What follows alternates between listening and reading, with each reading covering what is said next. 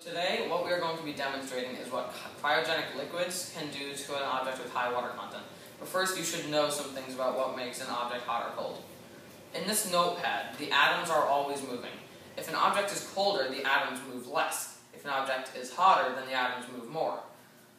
Absolute zero is a term that scientists use when the atoms in an object stop moving completely. They just don't move at all. So if I were to put this here, it may seem like it's still, but it's always moving. Now, a cryogenic liquid or gas has to be at least negative 238 Fahrenheit or negative 150 degrees Celsius. Now, these liquids like liquid nitrogen and liquid helium can be used for a variety of purposes.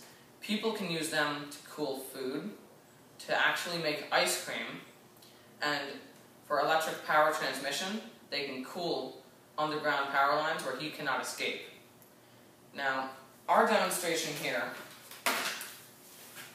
the liquid is going to get to negative 78 degrees Celsius, which does not make the cut for a cryogenic liquid, but this is the best that we can get. So we have gloves, tongs, flowers and strawberries, which are high in water content, which will allow them to freeze, 99% isopropyl alcohol, a hammer to smash dry ice that we have inside this container, and here we have a 2-liter soda bottle, and inside of that, a smaller water bottle. Both of these bottles are cut around in half, and this bottle has smaller holes in it to allow the isopropyl alcohol to get in. What we are going to be doing, we're going to smash the dry ice into small pieces and place it around the small bottle. Then what we are going to do is pour this alcohol around the small bottle, and when the alcohol cools, it will go inside this smaller water bottle, and then we can dip certain objects like this flower inside there and freeze it to show what cryogenic liquids will do. So what we did here was we got this hammer, spoon, and these tongs to smash dry ice that is inside that cooler and put it around the small bottle. Now what we're going to do is we're going to pour 99% isopropyl alcohol outside the small bottle. So here I go. Slowly. As you can see, the reaction is starting, and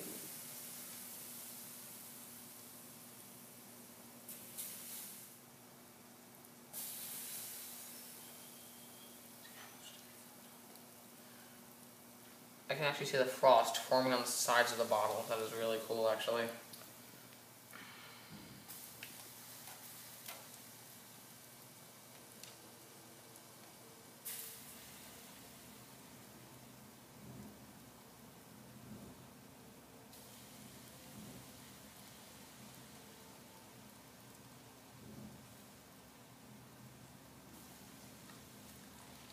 That's enough, right? Okay.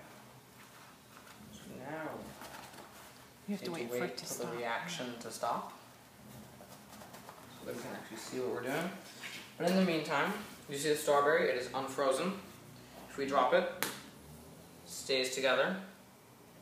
Throw it on the ground, it stays together. Same with these flowers. You can whack them, nothing happens.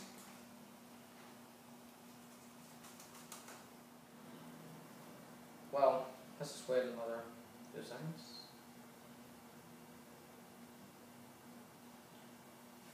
Now it's mostly stopped. Now I'm just going to dip this in.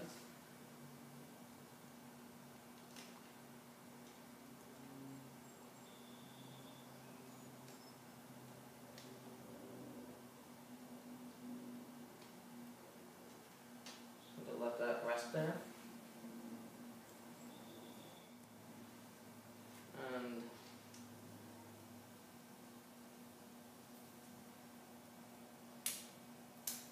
you can see the petals just come off. We try to do this.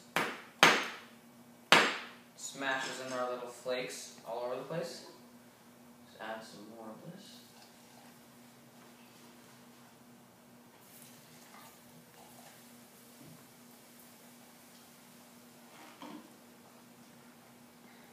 And here we have a bigger flower that's not going to entirely fit.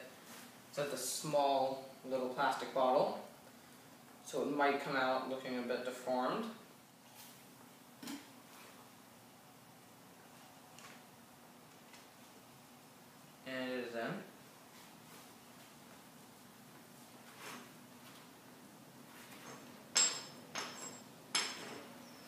then after this flour, we are going to use the strawberry.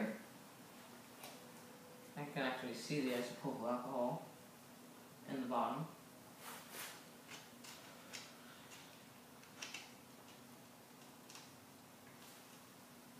Now what I'm going to do is take this out.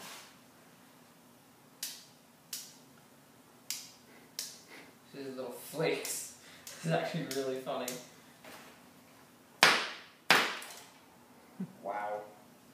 This is my first time doing this, so as you can see, this completely destroyed. Yeah, since the last strawberry did not work at all, I took it out way too early. Now another specimen. I wanted to show all of you what this mixture is doing to the bottle. There's frost all around these sides, especially on this side.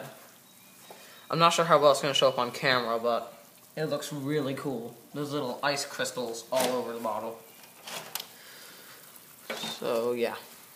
The strawberries sit here for around 5 minutes, so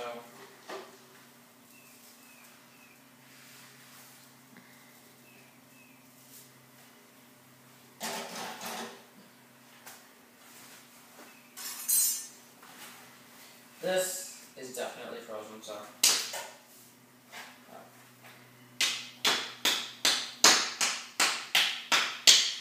this is not great. It shattered. It's a good piece of it. This is a piece of the strawberry frozen. Here's another piece. Wow, and that really concludes my experiment. So, thank you.